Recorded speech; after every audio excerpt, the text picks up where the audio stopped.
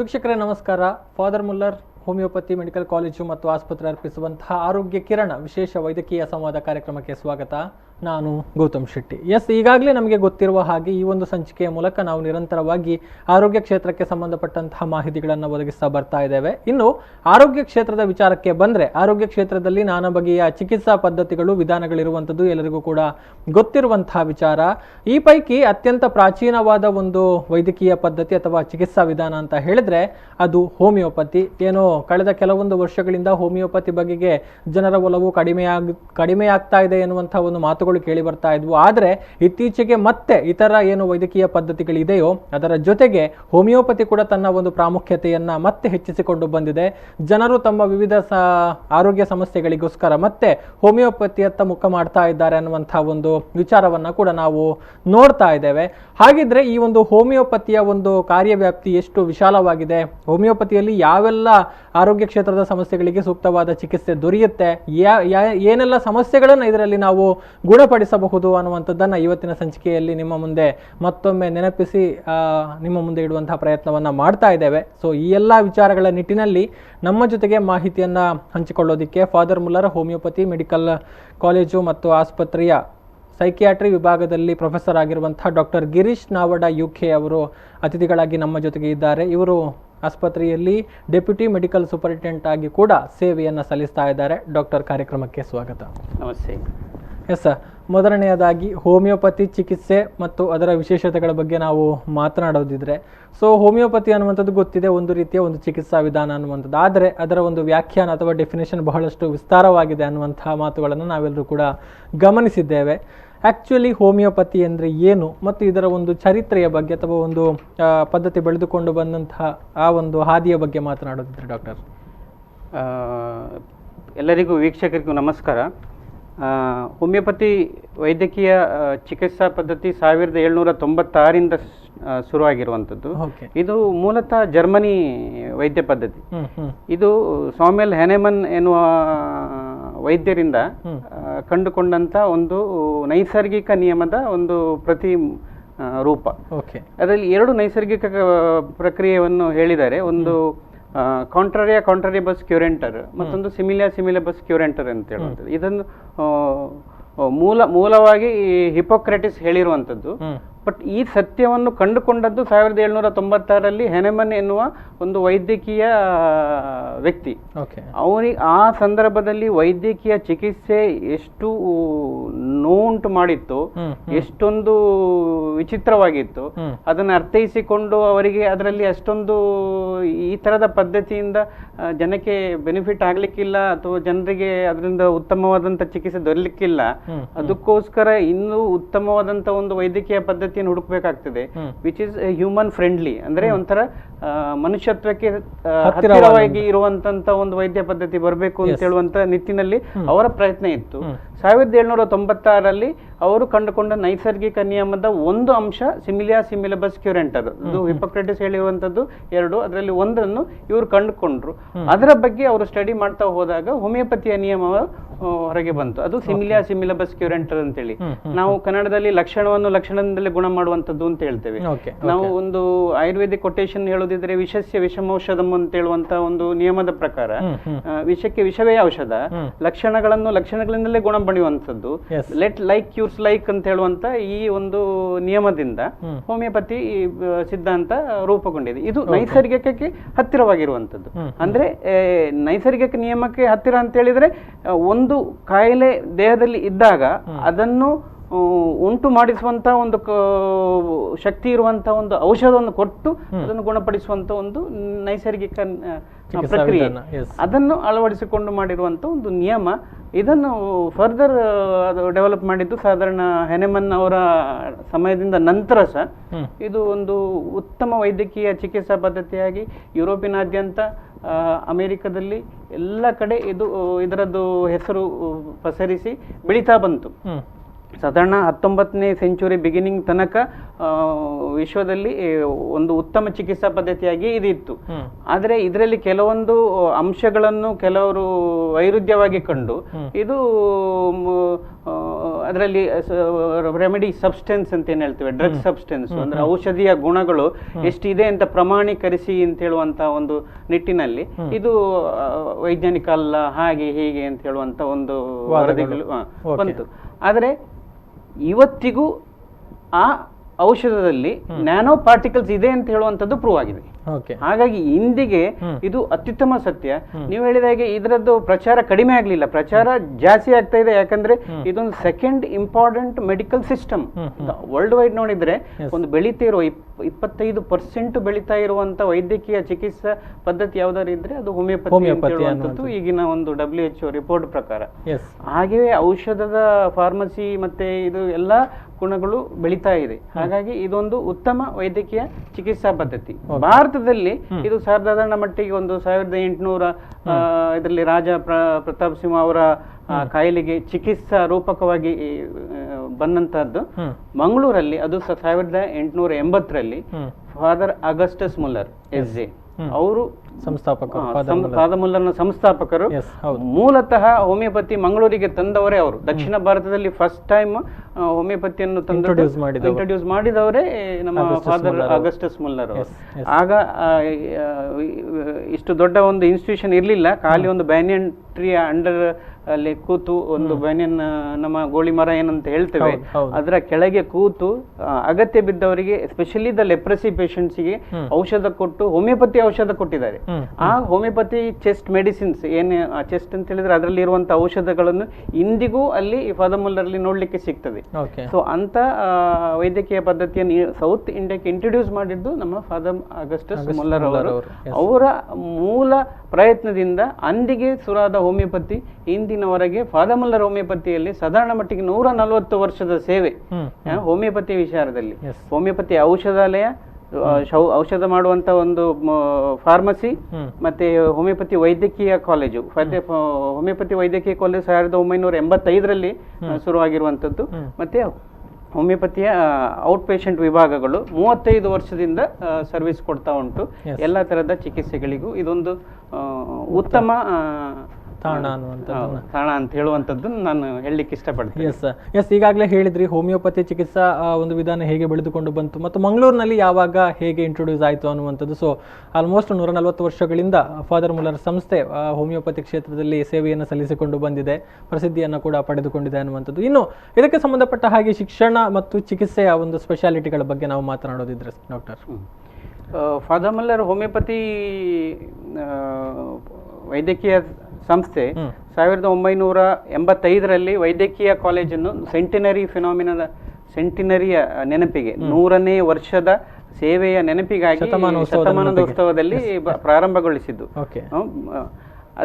ಅದಕ್ಕಿಂತಲೂ ಮೊದಲು CCH ಅಂತೇಳಿ ಸೆಂಟ್ರಲ್ ಕೌನ್ಸಿಲ್ ಫಾರ್ ಹೋಮಿಯೋಪತಿ ಅಂತ 1973ರಲ್ಲಿ ಶುರುವಾಗಿರೋದು. ಭಾರತದ ಒಂದು ನಮ್ಮ ವೈದ್ಯಕೀಯ ವಿಜ್ಞಾನದ ಅಂಗವಾಗಿ ಹೋಮಿಯೋಪತಿಯನ್ನು ರೂಪಿಸಿಕೊಂಡಿದ್ದು. ಅದಕ್ಕೆ ಸೆಂಟ್ರಲ್ ಕೌನ್ಸಿಲ್ ಫಾರ್ ಹೋಮಿಯೋಪತಿ ಎನ್ನುವಂತ ಒಂದು ವಿಭಾಗ.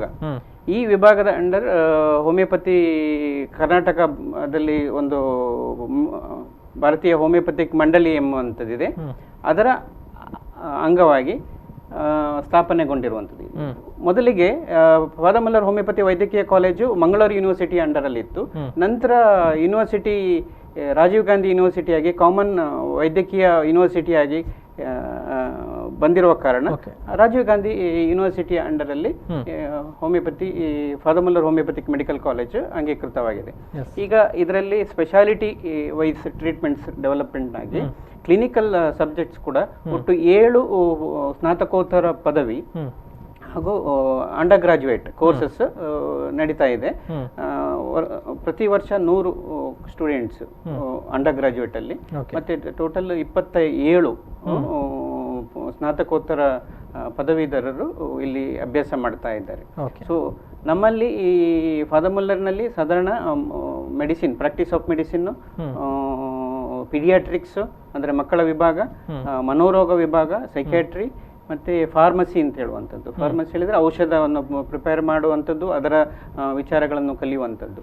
ಈ 4 ಕ್ಲಿನಿಕಲ್ ಸ್ನಾತಕೋತ್ತರ ಪದವಿಯನ್ನು ನಮ್ಮ ಫಾದರ್ ಮಲ್ಲರ್ ಹೋಮಿಯೋಪತಿಕ್ ಮೆಡಿಕಲ್ ಕಾಲೇಜಲ್ಲಿ ಇದೆ. ಒಟ್ಟು 7 ವಿಭಾಗದಲ್ಲಿ ಸ್ನಾತಕೋತ್ತರ ಪದವಿಗಳು ಇದೆ. ವಿದ್ಯಾಭ್ಯಾಸ ಪಡೆಯುವ ಅವಕಾಶ ವಿದ್ಯಾರ್ಥಿಗಳಿಗೆ ಇದೆ ಅನ್ನುವಂಥದ್ದು. ಅದಲ್ಲದೆ ನಮ್ಮ ಆಸ್ಪತ್ರೆಯಲ್ಲಿ ಚಿಕಿತ್ಸಾ ವಿಭಾಗವಾಗಿ ಈ 7 ಪದವಿ ವಿಭಾಗಗಳು ಕಾರ್ಯನಿರ್ವಹಣೆಯನ್ನು ಮಾಡ್ತಾ ಇದೆ ಅನ್ನುವಂಥದ್ದು. ಇನ್ನು ಹೋಮಿಯೋಪತಿ ಚಿಕಿತ್ಸೆಯ ಬಗ್ಗೆ ನಾವು ಮಾತನಾಡೋದಿದ್ರೆ ಯಾವ ರೀತಿಯ ಸಮಸ್ಯೆಗಳಿಗೆ ಇದು ಹೆಚ್ಚು ಸೂಕ್ತ ಅನ್ನುವಂಥದ್ದು ಚಿಕಿತ್ಸಾ ವಿಧಾನ? ಅಂದ್ರೆ ದೀರ್ಘಕಾಲೀನ ಸಮಸ್ಯೆಗಳು ಅಥವಾ ಅಲ್ಪಕಾಲದ ಸಮಸ್ಯೆಗಳು ಅನ್ನುವಂಥದ್ದು ಆರೋಗ್ಯ ಸಮಸ್ಯೆಗಳಲ್ಲಿ ನಾವು ವಿಂಗಡಣೆ ಮಾಡಬಹುದು. ಸೊ ಇದರಲ್ಲಿ ಯಾವುದಕ್ಕೆ ಇದು ಹೆಚ್ಚು ಸೂಕ್ತ ಅನ್ನುವಂಥದ್ದು? ನಾವು ಹೋಮಿಯೋಪತಿ ಪ್ರತಿಯೊಂದು ಕಾಯಿಲೆಗೂ ಸೂಕ್ತ ಚಿಕಿತ್ಸೆಯನ್ನು ಹೊಂದಿದೆ. ಅಲ್ಪಕಾಲೀನ ಚಿಕಿತ್ಸೆಗಳಿಗೂ ಇದು ಚಿಕಿತ್ಸೆಯನ್ನು ಕೊಡ್ತವೆ. ಅಲ್ಪಕಾಲೀನ ಅಂತ ಹೇಳಿದ್ರೆ ಏನು, ಸಣ್ಣ ಮಟ್ಟಿನ ಈಗ ಜ್ವರ, ಶೀತ ಇಂಥ ಕಾಯಿಲೆ, ಇದು ವೈರಸ್ ಇಂದ ಬಂದಿರ್ಬೋದು, ಬ್ಯಾಕ್ಟೀರಿಯಾದಿಂದ ಬಂದಿರ್ಬೋದು, ಅಥವಾ ಯಾವುದೇ ಸಣ್ಣ ಅಲ್ಪ ಪ್ರಮಾಣದ ಅಲ್ಪಕಾಲೀನ ಸಮಸ್ಯೆಗಳಿಗೆ ಉತ್ತಮವಾದ ಔಷಧಗಳನ್ನು ಹೋಮಿಯೋಪತಿಯಲ್ಲಿದೆ. ಇದರಲ್ಲಿ ಅಪ್ರೋಚ್ ಸ್ವಲ್ಪ ಈಗ ಇರುವಂತ ವೈದ್ಯಕೀಯ ಪದ್ಧತಿ ಹಾಗಿಲ್ಲ. ಇದರಲ್ಲಿ ಕಾರಣ ಏನು ಅಂತ ಮೂಲ ಕಾರಣವನ್ನು ಹುಡುಕ್ತಾ ಹೋಗ್ತೇವೆ. ಯಾವ ಕಾರಣದಿಂದ ಈ ಕಾಯಿಲೆ ಬಂದಿರಬಹುದು ಅಂತೇಳಿ. ಉದಾಹರಣೆಗೆ ಈಗ ಬರುವಂತ ವೈರಲ್ ಡಿಸೀಸ್ ಅಲ್ಲಿ ಡೆಂಗು ಇರ್ಬೋದು, ಕೋವಿಡ್ ಇರ್ಬೋದು, ಅಥವಾ ಇನ್ನಿತರ ಯಾವುದೇ ವೈರಸ್ ಗಳಿಂದ ಬಂದಿರಬಹುದು. ಜ್ವರದ ಲಕ್ಷಣಗಳು ಯಾವ ರೀತಿಯ ಚಿಹ್ನೆಗಳನ್ನು ವ್ಯಕ್ತಿಯ ಮೇಲೆ ಹೊಂದಿರ್ತದೆ, ಅದು ಯಾವ ರೀತಿಯಲ್ಲಿ ಆ ವ್ಯಕ್ತಿ ಇನ್ನೊಬ್ಬ ವ್ಯಕ್ತಿಗಿಂತ ವ್ಯತ್ಯಾಸ ಅಂತ ಹೇಳುವಂಥದ್ದನ್ನು ನೋಡ್ತೇವೆ. ಇಲ್ಲಿ ಚಿಕಿತ್ಸೆ ರೋಗಿಗೆ ಇರ್ತದೆ, ರೋಗಕ್ಕಲ್ಲ. ಹಾಗಾಗಿ ರೋಗಿಯ ದೇಹ ರಚನೆ, ದೇಹ ವಿನ್ಯಾಸಗಳು, ಅವನ ಲಕ್ಷಣಗಳು ಅರ್ಥೈಸಿಕೊಂಡು ರೋಗಿಗೋಸ್ಕರ ನಾವು ಯಾವ ಔಷಧ ಬರ್ತದೆ ಅಂತ ಹುಡುಕಿಕೊಂಡು ಅದರ ಪ್ರಕಾರ ನಾವು ಔಷಧವನ್ನು ಕೊಡ್ತೇವೆ. ಹಾಗಾಗಿ ನಮ್ಮ ಮೆಡಿಸಿನ್ಸ್ ಹೆಚ್ಚಾಗಿ ವರ್ಕ್ ಮಾಡೋದು ರೋಗಿಯ ಮೇಲೆ, ರೋಗಕ್ಕೆ ಆಗಿ ಅಲ್ಲ. ಸೊ ಹಾಗಾಗಿ ನಮ್ದು ವೆರಿ ಎಫೆಕ್ಟಿವ್ ಈವನ್ ಅಲ್ಪಕಾಲೀನ ಕಾಲದಲ್ಲಿ. ದೀರ್ಘಕಾಲೀನ ರೋಗಗಳಿಗೆ ನಾವು ಅವನ ದೇಹ ರಚನೆಯನ್ನು ನೋಡ್ತೇವೆ. ಹುಟ್ಟಿನಿಂದ ಇವತ್ತಿನವರೆಗೆ ಯಾವ ತರದ ಕಾಯಿಲೆಗಳು ಅವನಲ್ಲಿ ಕಂಡು ಬಂದಿದೆ, ಅದು ಯಾವ ರೀತಿಯ ಪರಿಣಾಮಗಳನ್ನು ಉಂಟು ಮಾಡಿದೆ, ಅದರದ್ದು ರೆಮಿನೆಂಟ್ ಪ್ರಾಬ್ಲಮ್ ಕಂಟಿನ್ಯೂಸ್ಲಿ ಇದ್ದು ಅದರ ಈಗಿನ ಯಾವ ರೀತಿಯಲ್ಲಿ ಈಗ ಅವನ ಗುಣಲಕ್ಷಣಗಳನ್ನು ಉಂಟು ಮಾಡಿದೆ ಅಂತ ಅರ್ಥೈಸಿಕೊಂಡು ಅದರಲ್ಲಿ ಅವನ ಕಾನ್ಸ್ಟಿಟ್ಯೂಷನಲ್ ಮೆಡಿಸಿನ್ ಅಂತ ಹೇಳ್ತೇವೆ, ದೇಹ ಪ್ರಕೃತಿಯನ್ನು ನೋಡಿಕೊಂಡು ಕೊಡುವಂತ ಒಂದು ಔಷಧವನ್ನು ನಾವು ಸೆಲೆಕ್ಟ್ ಮಾಡ್ತೇವೆ. ಇದರಲ್ಲಿ ಏನಾಗ್ತದೆ ಹೇಳಿದ್ರೆ, ಆಗಾಗ್ಗೆ ಬರುವಂತ ಕಾಯಿಲೆಗಳು, ರಿಕರೆಂಟ್ ಪ್ರಾಬ್ಲಮ್ಸ್, ಅಥವಾ ಅವನಿಗೆ ಒಂದು ಕ್ರಾನಿಕ್ ದೀರ್ಘಕಾಲೀನವಾಗಿ ಸಮಸ್ಯೆಯಲ್ಲಿ ಉಲ್ಬಣಗೊಂಡು ಅದು ಹೆಚ್ಚಾಗ್ತಾ ಹೋದ ಅಂತ ಕಾಯಿಲೆಗಳಿಗೆ ಒಂದು ನಿರ್ದಿಷ್ಟವಾದ ಗುಣಪಡಿಸೋದು ಮಾತ್ರ ಅಲ್ಲ, ಅದನ್ನು ಬರದಂತೆ ತಡೆಗಟ್ಟುವಂತ ಔಷಧವನ್ನು ಕಾನ್ಸ್ಟಿಟ್ಯೂಷನಲ್ ಮೆಡಿಸಿನ್ ಅಂತ ಮಾಡ್ತೇವೆ. ಇದನ್ನು ನಾವು ಕಂಡು ಹಿಡಿತೇವೆ. ಅದನ್ನು ಕಂಡು ಹಿಡಿದು ಅವರಿಗೆ ಸೂಕ್ತವಾದ ಔಷಧ. ಇಲ್ಲಿ ಸಹ ನಾವು ಕೊಡೋದು ಮೆಡಿಸಿನ್ ರೋಗಿಗೆ, ರೋಗಕ್ಕಲ್ಲ. ಸೊ ಅದು ಒಂದು ಸ್ಪೆಷಾಲಿಟಿ ಆಗಿ ಹೋಮಿಯೋಪತಿಯಲ್ಲಿ ಒಂದು ವಿಶೇಷ. ಹಾಗಾಗಿ ಪ್ರತಿ ಕಾಯಿಲೆ, ಅದು ಅಲ್ಪಕಾಲೀನ ಕಾಯಿಲೆ ಇರಲಿ, ದೀರ್ಘಕಾಲೀನ ಕಾಯಿಲೆ ಇರಲಿ, ಕೊಡುದು ನಾವು ಔಷಧ ರೋಗಿಗಾಗಿ, ಅವನ ವ್ಯಕ್ತಿತ್ವ, ಅವನ ರೀತಿ ನೀತಿ, ಅವನು ಕೊಡುವಂತ ಲಕ್ಷಣಗಳ ಮೇಲೆ ಪ್ರಭಾವಿತಗೊಂಡು ಅದನ್ನು ಅರ್ಥೈಸಿ ಕೊಡುವಂಥದ್ದು ಒಂದು ಔಷಧ ಪದ್ಧತಿಯಾಗಿ ವಿಶೇಷ. ಇನ್ನು ವಯಸ್ಸಿನ ವಿಚಾರ ಇದರಲ್ಲಿ ಪ್ರಾಮುಖ್ಯತೆಯನ್ನು ಪಡೆದುಕೊಳ್ತದೆ, ಅಂದ್ರೆ ಯಾವ ವಯಸ್ಸಿನವರಿಗೆ ಹೆಚ್ಚು ಸೂಕ್ತ, ಈ ರೀತಿ ಏನಾದ್ರೂ ವಿಚಾರಗಳಿದೆಯಾ ಅನ್ನುವಂಥದ್ದು? ಹೌದು ಸರ್, ಇದರಲ್ಲಿ ಈ ಪ್ರತಿಯೊಂದು ಕಾಯಿಲೆಗೂ ವಯಸ್ಸು ಒಂದು ಇಂಪಾರ್ಟೆಂಟ್ ಫ್ಯಾಕ್ಟರ್ ಆಗ್ತದೆ. ಈಗ ಮಕ್ಕಳಲ್ಲಿ ಕೆಲವೊಮ್ಮೆ ಅವರು ಕೂಡಲೇ ಸ್ಪಂದಿಸ್ತಾರೆ, ಎಂಥದ ಇನ್ಫೆಕ್ಷನ್ಸ್ಗೆಲ್ಲ ಕೂಡಲೇ ಸ್ಪಂದಿಸ್ತಾರೆ, ಗುಣಮುಖರಾಗೋದು ಬೇಗ, ಆದ್ರೂ ಸಹ ಅವರು ಎಕ್ಸ್ಪೋಸ್ ಆಗೋದು ಬೇಗ. ಸೊ ಅಂತ ಸಂದರ್ಭದಲ್ಲಿ ಇಮ್ಯುನಿಟಿ ಅಂತ ಏನು ಹೇಳ್ತೇವೆ, ಡಿಫೆನ್ಸ್ ಮೆಕ್ಯಾನಿಸಮ್, ಅವರು ಒಂಥರ ಎಳೆ ಮಗು ಎಲ್ಲದಕ್ಕೂ ಒಗ್ಗಿಕೊಳ್ಬೇಕು ಅಂತ ಒಂದು ಡೆವಲಪ್ಮೆಂಟ್ ಮಾಡ್ಲಿಕ್ಕೋಸ್ಕರ ಹೋಮಿಯೋಪತಿ ಸೂಕ್ತ ವಿಧಾನವೂ ಆಗ್ತದೆ. ಮಕ್ಕಳಲ್ಲಿ ಕಂಡು ಬರುವಂತ ಸಮಸ್ಯೆಗಳು, ಮತ್ತೆ ಪ್ರಾಯದವರಲ್ಲಿ, ಎಸ್ಪೆಷಲಿ ನಾವು ಎಲ್ಡರ್ಲಿ ಪೀಪಲ್, ನಮ್ಗೆ ವೃದ್ಧಾಪ್ಯದಲ್ಲಿ ಬರುವಂತಹ ಕೆಲವೊಂದು ಕಾಯಿಲೆಗಳು, ಅವರು ಸಹ ಸ್ವಲ್ಪ ವಲ್ನರೇಬಲ್ ಗ್ರೂಪ್ ಆಗಿರ್ತಾರೆ, ಇಮ್ಯುನಿಟಿ ಸಿಸ್ಟಮ್ಸ್ ಎಲ್ಲ ನಶಿಸಿ ಹೋಗಿರ್ತದೆ. ಅಂತವರಲ್ಲಿ ಇಮ್ಯುನಿಟಿ ಸಿಸ್ಟಮ್ಸ್ ಅಥವಾ ಅವರ ಡಿಫೆನ್ಸ್ ಮೆಕ್ಯಾನಿಸಮ್, ಬಾಡಿಗೆ ಏನು ರೋಗ ನಿರೋಧಕ ಪ್ರತಿಬಂಧಕ ಶಕ್ತಿಗಳನ್ನು ವೃದ್ಧಿಸುವಂತದ್ದು ಇರಬೇಕು, ಆ ಶಕ್ತಿಗಳು ಕುಂದಿರುವ ಕಾರಣ ಈ 2 ಏಜ್ ಗ್ರೂಪ್ ಇಂಪಾರ್ಟೆಂಟ್ ಆಗ್ತದೆ. ಈ 2 ಏಜ್ ಅಲ್ಲಿ homeopathy has got A best solution, ಅಂದ್ರೆ ಉತ್ತಮವಾದ ಔಷಧ ಈ ಇಬ್ಬರಿಗೂ ಕಂಡುಕೊಳ್ತದೆ. ಮತ್ತೆ ಇನ್ನೊಂದು ಕೆಲವೊಂದು ಅಲ್ಪಕಾಲೀನ ಸಮಸ್ಯೆಗಳು, ಈ ಈ ಗರ್ಭಿಣಿ ಹೆಂಗಸರಲ್ಲಿ ಅಥವಾ ಇಂಥವರಲ್ಲಿ ಇಂಥ ಇನ್ಫೆಕ್ಷನ್ಗಳನ್ನು ಪ್ರಿವೆಂಟ್ ಮಾಡುವಂಥದ್ದು, ಇಂಥದ್ದಕ್ಕೂ ಸಹ ಸಮಸ್ಯೆಗೆ ನಾವು ಹೋಮಿಯೋಪತಿಯಲ್ಲಿ ಒಂದು ಉತ್ತಮವಾದ ಚಿಕಿತ್ಸೆಯನ್ನು ಕೊಡಬಹುದು ಅನ್ನುವಂಥದ್ದು. ನೋಡ್ಲಿಕ್ಕೆ ಹೋದ್ರೆ ಎಲ್ಲ ಏಜಿನ ಗ್ರೂಪಿನಲ್ಲಿ ಉತ್ತಮವಾದ ಚಿಕಿತ್ಸೆಗಳು ಲಭ್ಯ ಇದೆ, ಮಕ್ಕಳಿಂದ ಹಿಡಿದು ವೃದ್ಧಾಪ್ಯದವರೆಗೆ. ಅದರಲ್ಲಿ ಉತ್ತಮವಾದ ಚಿಕಿತ್ಸೆಗಳನ್ನು ನಾವು ಯಾಕೆ ಫೋಕಸ್ ಮಾಡ್ತೇವೆ ಹೇಳಿದ್ರೆ ಮಕ್ಕಳಲ್ಲಿ ಮತ್ತೆ ವೃದ್ಧಾಪ್ಯದಲ್ಲಿ, ಯಾಕಂದ್ರೆ ಇದು ಸಣ್ಣ ಒಂದು ಆಗಾಗ್ಗೆ ಬರುವಂತ ಸಮಸ್ಯೆಗಳು ಅವರಲ್ಲಿ ಹೆಚ್ಚಿರ್ತದೆ. ಅವರಲ್ಲಿ ಸ್ವಲ್ಪ ಈ ದೇಹ ನಿರೋಧಕ ಶಕ್ತಿಗಳು, ಈ ರೋಗ ನಿರೋಧಕ ಶಕ್ತಿಗಳು ಕಮ್ಮಿ ಇರುವ ಕಾರಣ ಅದನ್ನು ವೃದ್ಧಿಸುವ ಹಾಗೆ ನಾವು ಒಂದು ಪ್ರಯತ್ನ ಮಾಡ್ತೇವೆ. ಹೋಮಿಯೋಪತಿಯಲ್ಲಿ ಯಾವ ರೀತಿಯ ಚಿಕಿತ್ಸೆಗಳು ಸಿಗುತ್ತೆ, ಜೊತೆಗೆ ಯಾವ ವಯಸ್ಸಿನವರಿಗೆ ಹೋಮಿಯೋಪತಿ ಚಿಕಿತ್ಸೆ ಸೂಕ್ತ ಅನ್ನುವಂತಹ ವಿಚಾರವನ್ನು ತಿಳಿಸಿಕೊಟ್ರಿ.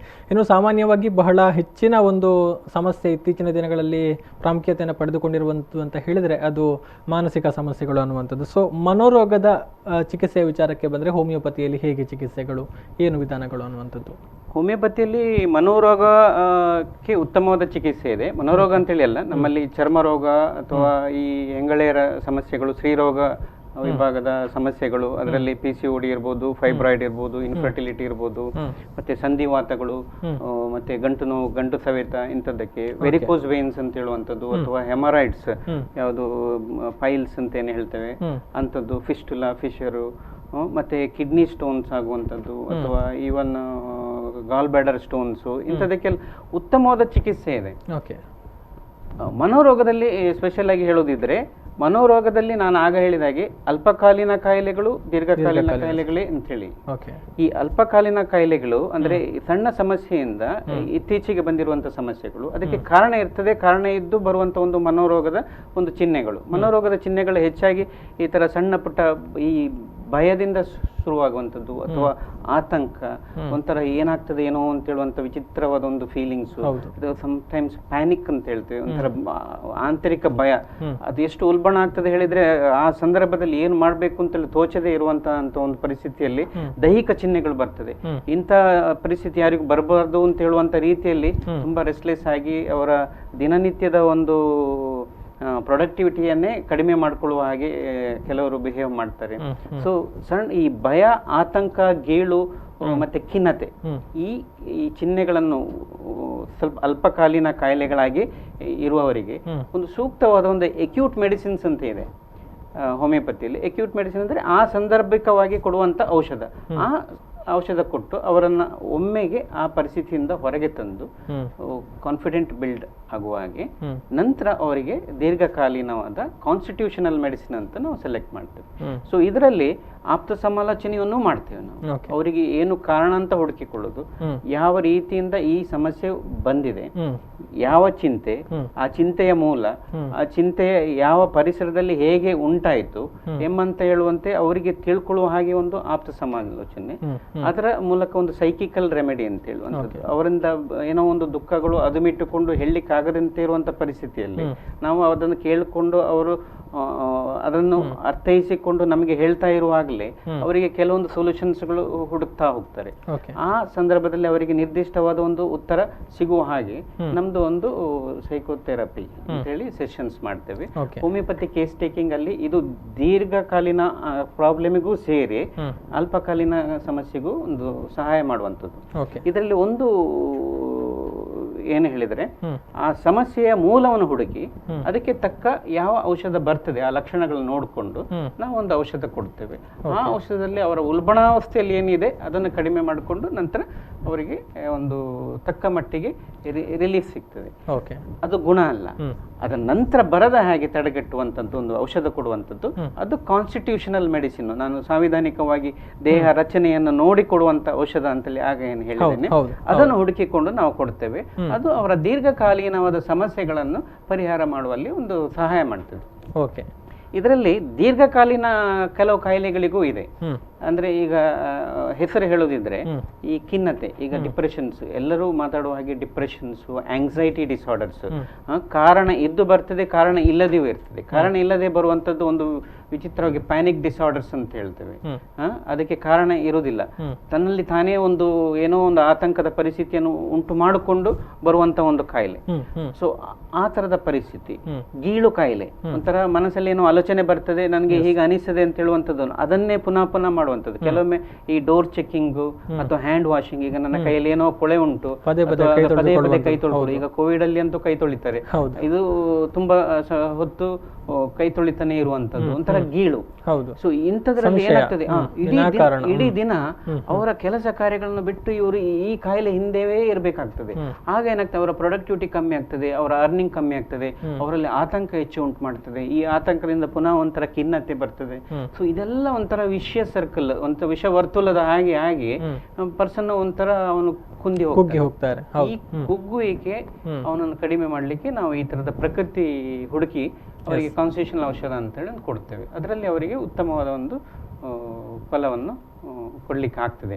ಎಸ್, ಅಂದ್ರೆ ಈ ಎಲ್ಲ ಮನೋರೋಗಗಳಿಗೆ ಈ ಮೂಲಕ ಚಿಕಿತ್ಸೆಯನ್ನು ಕೊಡಲಾಗ್ತದೆ. ಈ ಎಲ್ಲ ಮನೋರೋಗಗಳಿಗೆ ಹೋಮಿಯೋಪತಿಯಲ್ಲಿ ಒಂದು ಉತ್ತಮವಾದ ಒಂದು ಔಷಧಗಳು ಇದ್ದ ಕಾರಣ ಅದನ್ನು ನಾವು ಗುಣಪಡಿಸಬಹುದು ಹೇಳುವಂತ ಒಂದು ರೀತಿಯಲ್ಲಿ ನೋಡ್ತೇವೆ. ಇನ್ನು ಒತ್ತಡ ಅಂದ್ರೆ ಸ್ಟ್ರೆಸ್ ರಿಲೇಟೆಡ್ ಆಗಿ ಕೂಡ ಕೆಲವೊಂದು ಸಮಸ್ಯೆಗಳು ಕಾಣಿಸಿಕೊಳ್ಳುವಂತ ಸಾಧ್ಯತೆಗಳಿದೆ, ಅದಕ್ಕೆ ಏನಾದರೂ ಸಲಹೆ?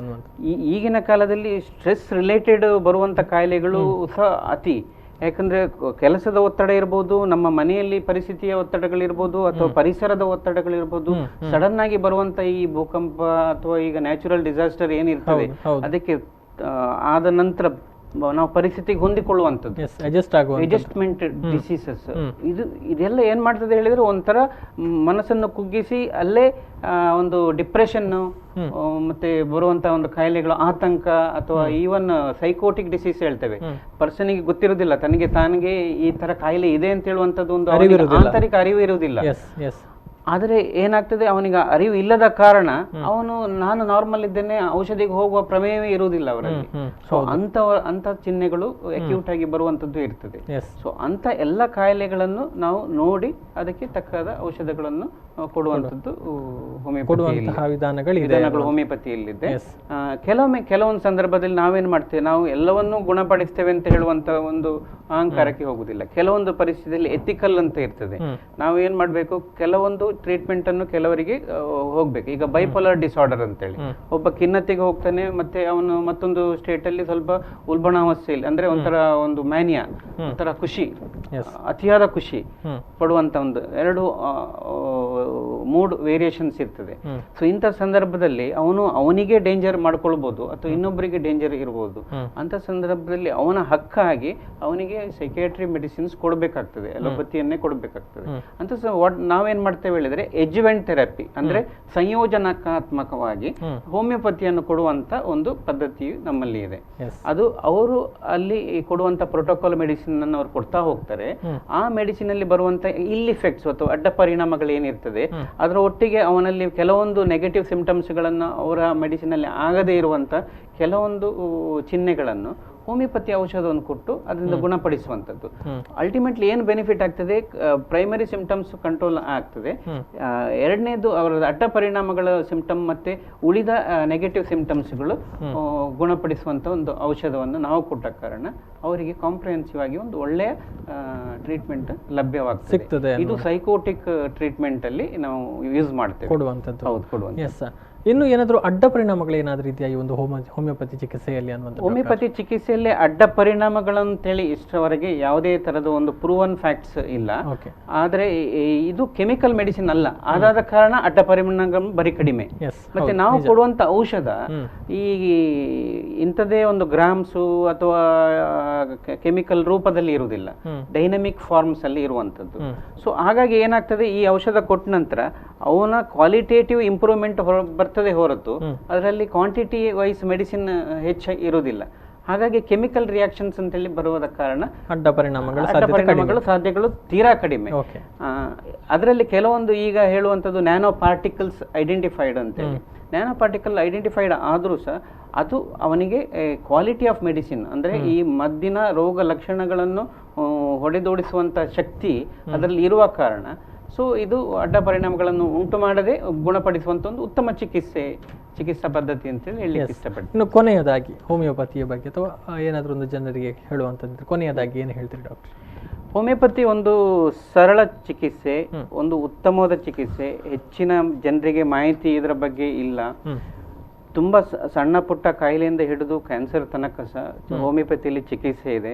ಆದ್ರೆ ಎಲ್ಲವನ್ನೂ ಹೋಮಿಯೋಪತಿಯಿಂದ ಗುಣಪಡಿಸ್ಲಿಕ್ಕೆ ಆಗ್ತದ? ಅಲ್ಲ.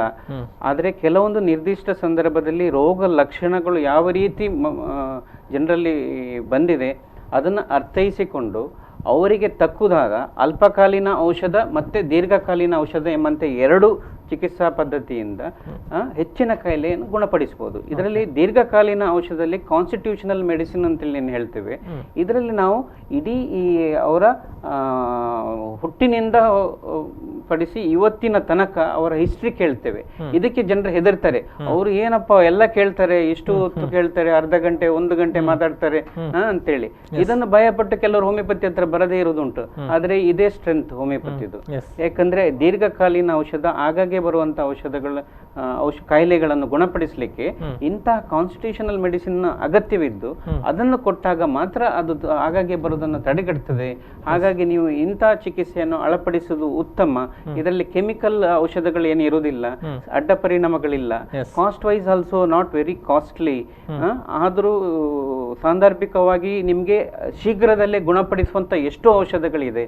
ಎಷ್ಟೇ ವೈರಲ್ ಡಿಸೀಸ್ ಇರಲಿ, ವೈರಲ್ ಲೋಡ್ ಇರಲಿ, ಅಥವಾ ಈವನ್ ಮಾಡರ್ನ್ ಡಿಸೀಸ್ ಏನೇ ಹೇಳಿದ್ರು ಸಹ ಅದಕ್ಕೆ ಆಲ್ರೆಡಿ ರೋಗಕ್ಕೆ ಮೆಡಿಸಿನ್ ಕೊಡುವುದಲ್ಲ, ರೋಗಿಗೆ ಕೊಡುವ ಕಾರಣ ಇದೊಂದು ಉತ್ತಮ ಚಿಕಿತ್ಸಾ ಪದ್ಧತಿ ಅಂತ ಹೇಳಲಿಕ್ಕೆ ನಾನು ಇಷ್ಟಪಡ್ತೇನೆ. ಸೊ ರೋಗಿ ಆದವನು ಇದನ್ನು ಗಮನದಲ್ಲಿ ಇಟ್ಕೊಳ್ಬೇಕು. ನಾವು ಕೊಡುವಂತ ಸಮರ್ಪಕ ಮಾಹಿತಿ ನಮ್ಮ ದೀರ್ಘಕಾಲೀನ ಸಮಸ್ಯೆಗಳನ್ನ ಬೇಗ ಶಮನಗೊಳಿಸುತ್ತದೆ. Yes, thank you doctor Girish Navada ಅವರೇ. ಸಾಕಷ್ಟು ಮಾಹಿತಿಯನ್ನು ತಿಳಿಸಿಕೊಟ್ರಿ ಹೋಮಿಯೋಪತಿ ವಿಚಾರಕ್ಕೆ ಸಂಬಂಧಪಟ್ಟ ಹಾಗೆ. ಮತ್ತೊಮ್ಮೆ ಧನ್ಯವಾದಗಳನ್ನು ಅರ್ಪಿಸ್ತಾ ಇದ್ದೇನೆ. ಎಸ್ ವೀಕ್ಷಕರೇ, ಇದು ಇವತ್ತಿನ ಆರೋಗ್ಯ ಕಿರಣ. ಮುಂದಿನ ಸುದ್ದಿ ಮಾಹಿತಿ ಜೊತೆಗೆ ಮತ್ತೆ ಬರ್ತೀವಿ. ನೋಡ್ತಾ ಇರಿ V4 ನ್ಯೂಸ್. ನಮಸ್ಕಾರ.